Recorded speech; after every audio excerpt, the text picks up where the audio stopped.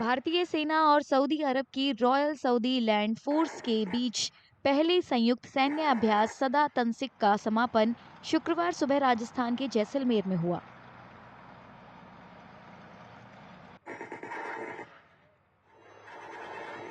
29 जनवरी से 9 फरवरी तक चले सैन्य अभ्यास का मकसद दोनों देशों की सेनाओं के बीच रिश्तों और तालमेल में सुधार करना रहा।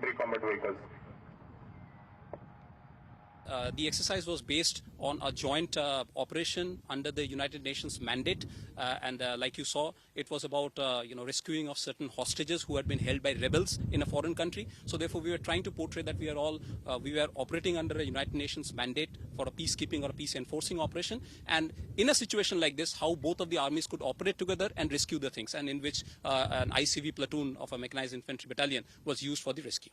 This exercise has not only helped us to practice the tactics and joint drills which we have evolved, both the countries together, but it has also given us a platform to share our best practices, our best skills, and get to know our friends better.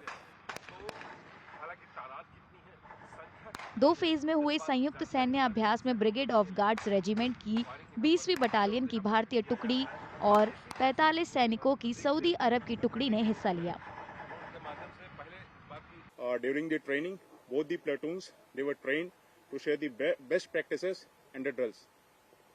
It has also increased the capability of the Indian Army as well as RSLF contingent to work in the joint environment and evolve the joint platoon battle drills.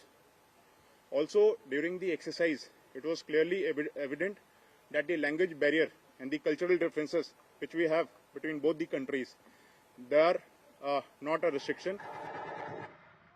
पहले phase में combat conditioning और tactical training पर focus था, वहीं दूसरे phase में physical training की झलक देखने को मिली।